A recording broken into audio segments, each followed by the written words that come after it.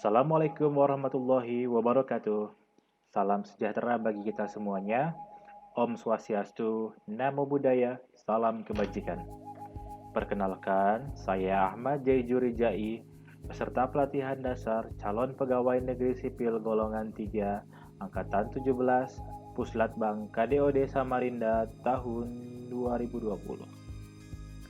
Pada video ini, saya akan menyampaikan laporan hasil kegiatan aktualisasi saya yang berjudul Pengembangan Peran Laboratorium dalam Proses Pembelajaran pada Mahasiswa Program Studi Sarjana Farmasi Universitas Mula Warman.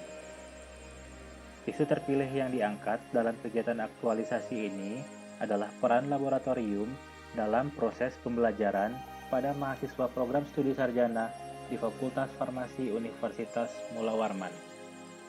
Saat ini, Fakultas Farmasi memiliki 2 unit laboratorium, yaitu Laboratorium Pembelajaran dan Praktek Kerja Kefarmasian dan Laboratorium Sains dan Teknologi Farmasi. Direncanakan pada awal tahun 2021 nanti, Fakultas Farmasi akan menerima laboratorium baru dengan fasilitas yang lebih baik dan instrumen yang memadai, yaitu Laboratorium Pharmacotropis for Pharmaceutical Research and Development. Di masa pandemi COVID-19 ini, kegiatan pembelajaran dilaksanakan secara daring atau online.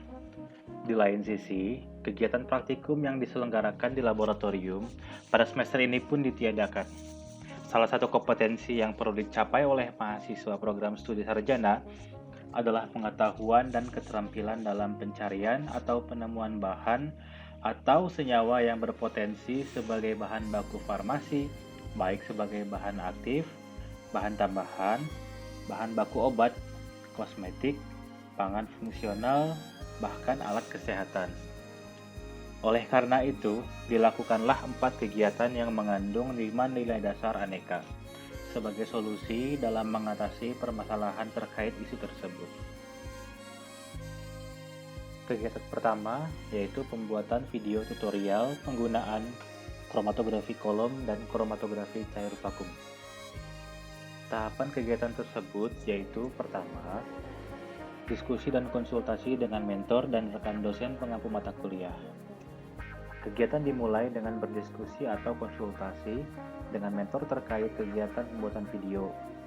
Diskusi juga dilakukan dengan rekan dosen pengampu mata kuliah praktikum yaitu Bapak Hifzul Rasyid. Proses diskusi meliputi evaluasi alat, bahan, metode, dan sampel yang akan digunakan dalam pembuatan video tutorial. Kedua, menyiapkan alat dan bahan. Alat dan bahan yang digunakan dalam pembuatan video tutorial ini terdiri dari alat dan bahan untuk metode kromatografi kolom dan kromatografi cair vakum. Untuk teknik kromatografi kolom, alat dan bahan yang disiapkan adalah fase diam, yaitu silika gel 60 dengan berbagai ukuran, fase gerak, yaitu seperti pelarut organik, metanol, etil asetat, N-heksan, kolom, statif, klem, corong kaca, gelas ukur, vial, mortir dan stamper, vaselin, dan alat kaca lainnya.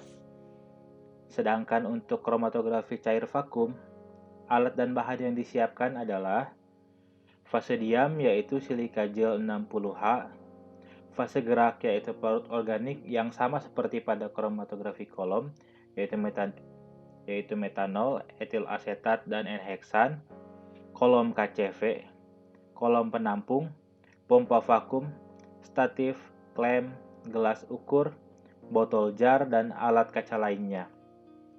Sampel yang digunakan adalah ekstrak kasar kulit batang helkop atau Lepisantes amoena.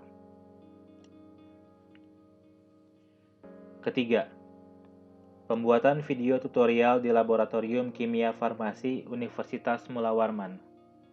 Setelah alat dan bahan dan sampel disiapkan, tahapan selanjutnya adalah pengambilan video tutorial di Laboratorium Kimia Farmasi Universitas Mula Warman. Proses syuting meliputi penyiapan alat dan bahan, penyiapan sampel, setup kolom, packing kolom, dan running kolom. Proses syuting memakan waktu sekitar 4 hari, termasuk waktu preparasi alat dan conditioning kolom dan lain sebagainya. Keempat, editing video.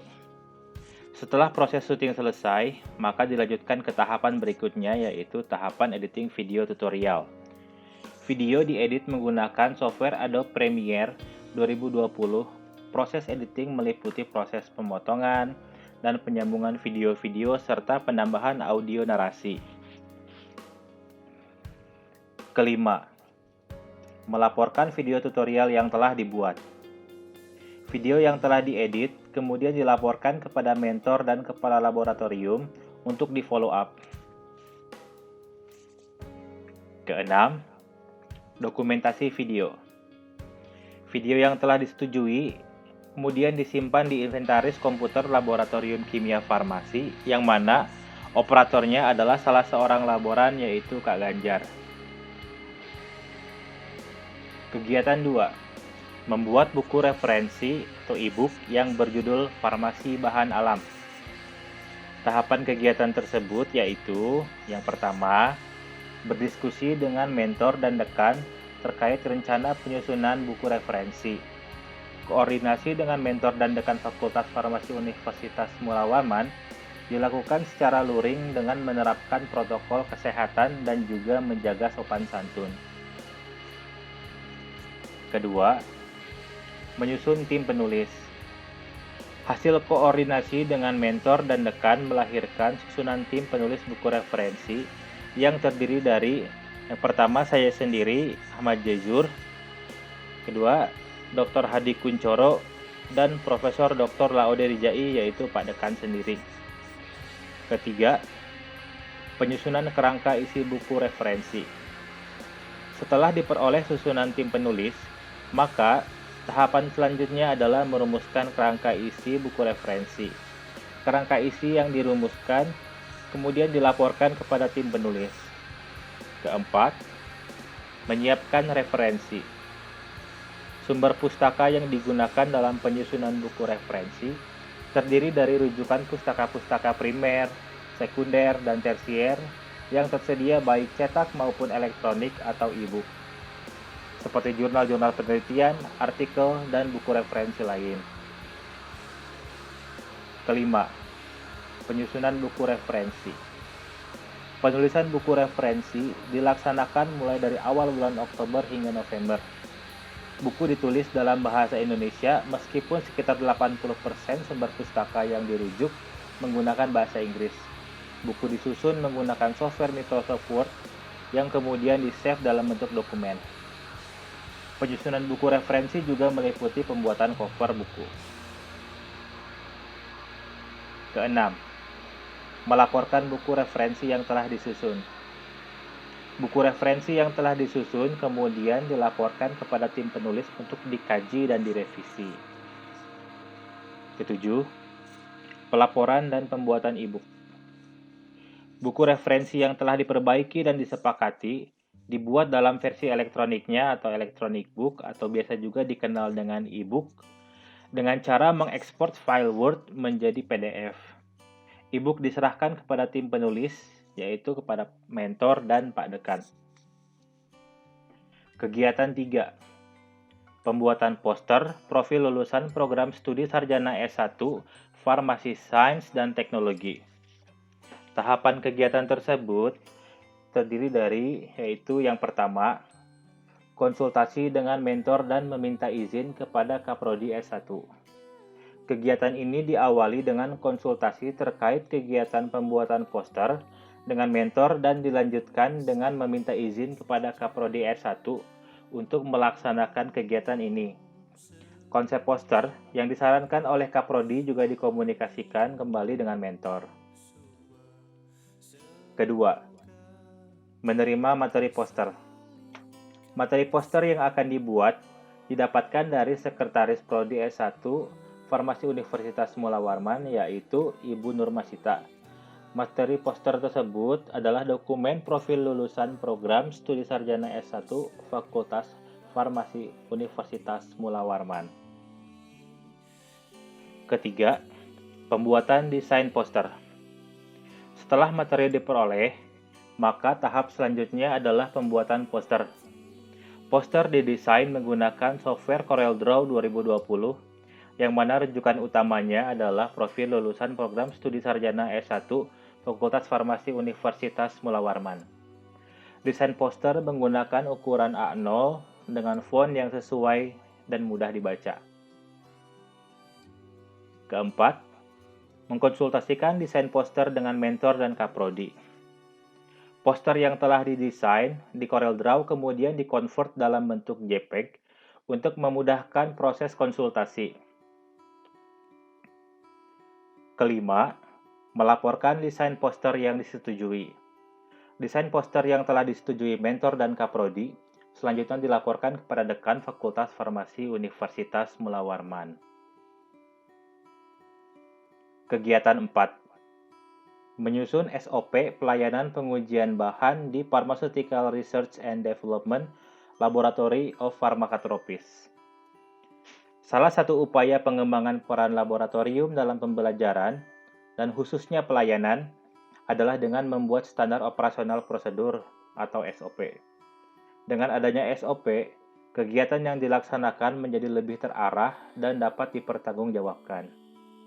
Tahapan kegiatan tersebut yaitu yang pertama, diskusi dan konsultasi dengan mentor dan kepala laboratorium farmakatropis. Laboratorium farmakatropis adalah laboratorium baru yang akan diterima oleh Fakultas Farmasi sekitar awal tahun depan, yang mana laboratorium tersebut dipimpin oleh Direktur Laboratorium, yaitu oleh Pak Dekan sendiri, Profesor Dr. Laode Wijai. Oleh karena itu, tahapan ini juga meliputi tahapan permintaan izin kepada Direktur Laboratorium terkait rencana pembuatan SOP pelayanan laboratorium. Diskusi dilakukan secara luring dengan menerapkan protokol kesehatan. Hasil diskusi mengerucutkan unit-unit pelaksana teknis dalam pengelolaan sampel uji nantinya. Kedua, studi literatur. Literatur yang digunakan dalam penyusunan SOP ini yaitu antara lain Undang-Undang Republik Indonesia Nomor 25 Tahun 2009 tentang Pelayanan Publik, Peraturan Menteri Pendayagunaan Aparatur Negara dan Reformasi Birokrasi Nomor 15 Tahun 2014 tentang Pedoman Standar Pelayanan, Keputusan Menteri Negara Pendayagunaan Aparatur Negara Nomor Kep-63-M-PAN-7-2003 tentang Pedoman Umum Penyelenggaraan Pelayanan Publik. Dengan referensi-referensi tersebut, kemudian SOP pelayanan pengujian bahan disusun. Ketiga, menerima masukan dan saran. Rancangan SOP yang telah disusun kemudian ditunjukkan kepada unit-unit pelaksana terkait, yaitu laboran dan kepala laboratorium atau direktur. Masukan dan saran dari pihak-pihak terkait menjadi bahan perbaikan dalam rancangan SOP. Masukan dan saran dari laboran dilakukan dengan aplikasi Zoom. Keempat, pelaporan rancangan SOP. Rancangan SOP yang telah disepakati oleh seluruh unit pelaksana dipublikasikan kepada Dekan Fakultas Farmasi Universitas Mula Warman. Rancangan SOP ini akan dicobakan nantinya ketika laboratorium baru diserahkan kepada Fakultas Farmasi. Bapak Dr. Hadi Kuncoro menjadi role model bagi saya karena menjalankan nilai aneka dalam keseharian pekerjaannya. Demikian laporan kegiatan aktualisasi saya. Saya ucapkan terima kasih. Wassalamualaikum warahmatullahi wabarakatuh.